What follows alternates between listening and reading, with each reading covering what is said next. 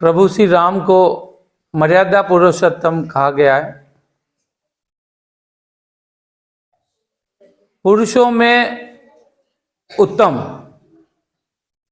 मर्यादित पुरुषों में उत्तम, मर्यादा पुरुषोत्तम कहा गया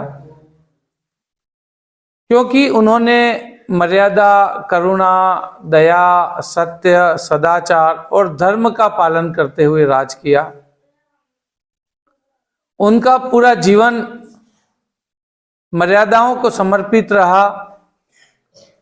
संसार की जितनी भी मर्यादाएं हैं उन्हें उन्होंने अपने ऊपर धारण किया और सभी मर्यादाओं का पालन किया। इसीलिए मर्यादा पुरुषोत्तम कहा जाता है। साथ ही उनके राज को राम राज कहा जाता है। पूरे भारतवर्ष में हजारों सालों में हजारों राजा हुए, लेकिन प्रभु श्री राम का नाम सदैव सबसे ऊपर रखा गया क्योंकि उनका जो राम राज था उसको आज भी लोग नहीं भूल पाए। उनके जैसी मर्यादाओं का पालन करते हुए कोई भी राज दूसरा राजा नहीं कर पाया। उन्होंने अपने जीवन में कई गुणों को प्रदर्शित किया, लेकिन उनमें से 5 गुण ऐसे हैं जिसे हम अपना सकते हैं और प्रत्येक व्यक्ति को अपनाने चाहिए। प्रभु श्री राम के सबसे पहला गुण था धैर्यवान और सहनशीलता। उनके समान धैर्य आपको किसी और पुरुष में नहीं देखने मिलेगा। जिस राजकुमार का प्रातः में राज्याभिषेक होने वाला हो, अयोध्या जैसे राज का राजा बनने वाला हो, कई दिन पूर्व से तैयारियां चालू हों, उनके श्रृंगार की तैयारियां चल रही हों, उनको उपटन लगाया जा रहा है, उनको मेहंदी लगाई जा रही है, उनको सारी तैयारियां हैं। रात में जब वो सोए तब तक तो उनके दिमाग में यही होगा कि कल सुबह मेरा राज्याभिषेक होगा और अयोध्या का मैं राजा बनूंगा। आधी रात को माता कैकेयी अपने 3 वरदान पिता दशरथ जी से मांगती हैं और उन्हें प्रातः उठने पर पता चलता है कि उन्हें वनवास मिला है और उनके भाई भरत को राज्य मिला है। आप सोचिए कि क्या परिस्थिति उस समय किसी भी व्यक्ति के साथ में यदि ऐसा हो तो क्या बनती है। लेकिन वे धैर्य को धारण करते हैं, सहनशीलता को धारण करते हैं और पिता के आदेश को शिरोधार्य करते हुए वो स्वीकार करते हैं कि मैं 14 साल वनवास जाने को तत्पर हूं और पिताश्री के आदेश की पालना होगी, और वो वन गमन के लिए तैयार होने लगते हैं। उस धैर्य, उस सहनशीलता की कोई और मिसाल किसी के पास भी नहीं होगी। वे मर्यादाओं में अपने पिता के वचन की मर्यादा का पालन करते हैं। जब वे वन गमन को निकलते हैं तो पूरे देश की प्रजा, सारा राज दरबार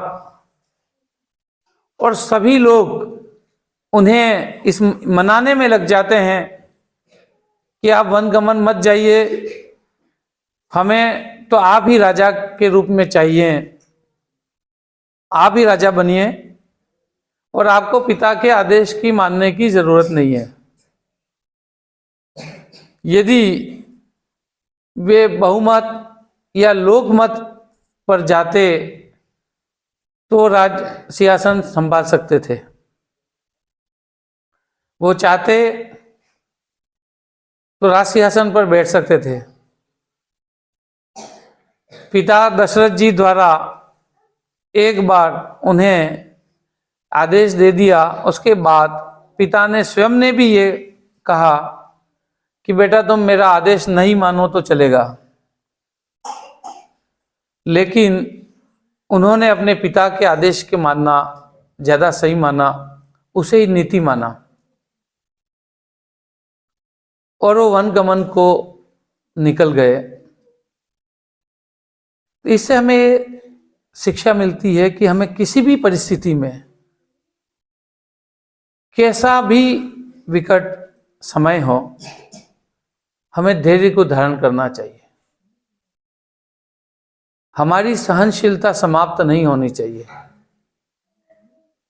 चाहे वो कैसी भी परिस्थितियां हों। और हमारे सामने भी ऐसी परिस्थितियां तो नहीं आती हैं कि सुबह राज्याभिषेक हो रहा है और उसी वक्त आपको पता चलता है कि आपको तो 14 साल का वनवास दे दिया है। ये मर्यादा पुरुषोत्तम भगवान श्री राम से ही हमें मिलती है। उनके मन में दयालुता का जो भाव था वो बचपन से लगा करके अंत तक हमेशा रहा। दयालुता ऐसी कि जिस मां कैकेयी ने उन्हें 14 साल का वनवास दिया और अपने पुत्र भरत को राज्य दिया, उस मां कैकेयी को भी वो माफ कर देते हैं, उसके प्रति भी दयालुता रखते हैं। जब वो वनवास के लिए निकल गए थे और जब चित्रकूट में उनका पहला स्थान जहाँ था, जहाँ वो रुके थे, जब भरत पूरे राजदरबार, तीनों माँ, अपने ससुर, गुरुओं सबको लेकर के उनके पास जाते हैं, तो राम सबसे पहले माँ कैकेयी को प्रणाम करते हैं। यदि नियम से भी देखा जाए तो उनकी माँ कौशल्या सबसे बड़ी माँ थी, तो नियम से पहली बड़ी माँ का प्रणाम करना चाहिए, लेकिन वो अपनी दयालुता दिखाते हैं। अपनी माँ कैकेयी को प्रति वही भाव रखते हुए सबसे पहले अपनी माँ कैकेयी को प्रणाम करते हैं। ये एक संदेश देते हैं कि कैसी भी परिस्थिति हो, आपके मन में दयालुता जो भाव है, दया का जो भाव है, दया का भाव उन्होंने अपने पूरे वनवास के दौरान निभाया। चाहे वो विभीषण हो, चाहे जामवंत हो, चाहे नील बाली, या जितने भी लोग उनसे मिले, उन सब के साथ में वो जो उन्होंने व्यवहार किया वो दयालुता वाला ही व्यवहार था। उनमें नेतृत्व क्षमता जो थी वो सबको साथ लेकर के चलने की थी, और उसी नेतृत्व क्षमता की वजह से वो एक वानरों की सेना बना करके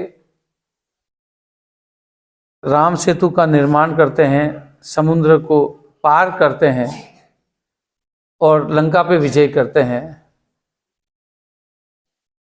तो वानर सेना बना करके ऐसे बलशाली राजा के साथ, जिसके बाद चतुर क्षणी सेना हो और जो विश्व विजयी राजा हो, जिसने देवताओं को हराया हो, ऐसे राजा के साथ युद्ध करके युद्ध जीतना वो नेतृत्व क्षमता को ही साबित करता है। वे आदर्श भाई थे। जब उनके पिता इन्हें 14 साल का वनवास सुनाते हैं और भाई भरत को शासन देते हैं, राज्य देते हैं, सत्ता देते हैं, उसके बाद भी उनकी भाई के प्रति करुणा कभी कम नहीं हुई। वे जब सरयू पार करके आगे गए और एक ऋषि के आश्रम में रुके, वहां से फिर वो चित्रकूट की तरफ गए। तब वहां चित्रकूट में वन देवी प्रकट होती हैं और उन्हें कहती हैं कि आपकी सेवा में मुझे क्या करना है, आप आदेश दीजिए। तब भगवान श्री राम वन देवी से कहते हैं, हे देवी, मैं तो अपनी व्यवस्थाएं कर लूंगा, लेकिन मेरे पीछे मेरा भाई भरत मुझसे मिलने जरूर आएगा, तो पूरे रास्ते के जो कांटे हैं वो तुम हटा देना।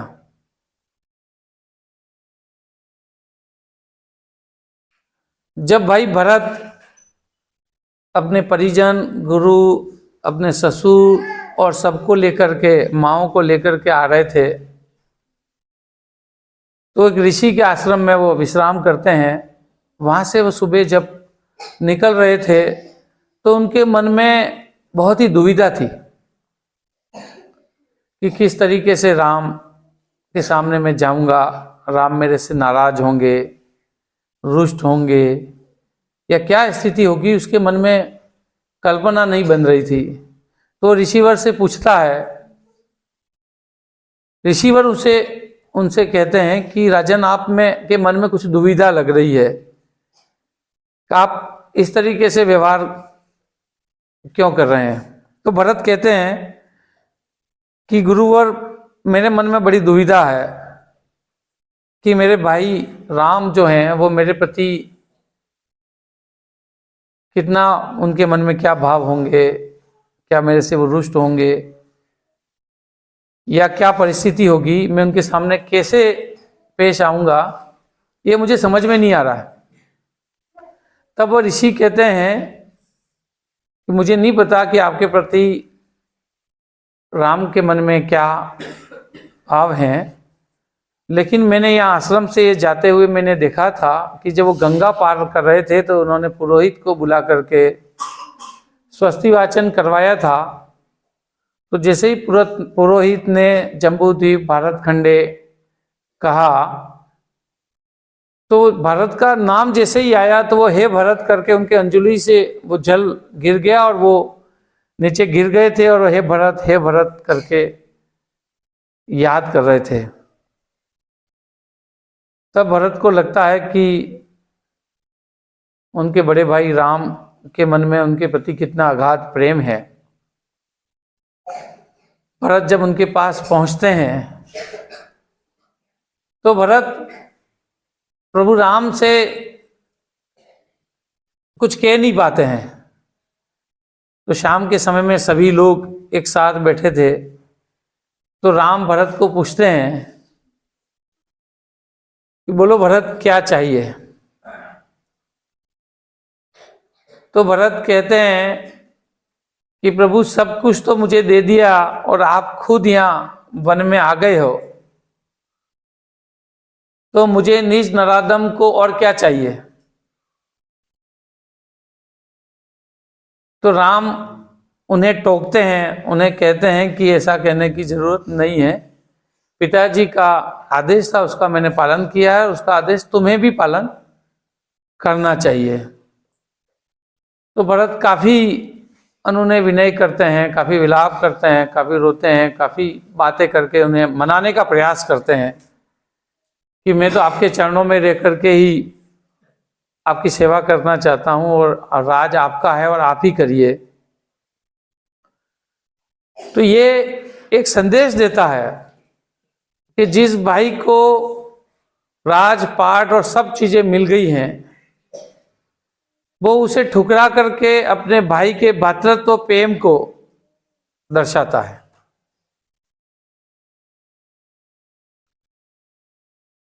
प्रभु श्री राम का एक और गुण जो मित्रता,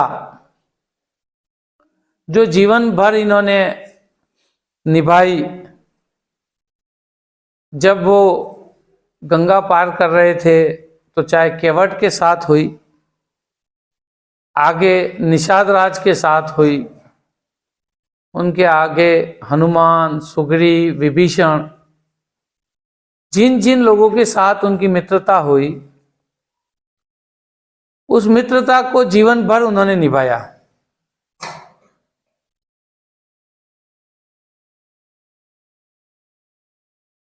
जब वे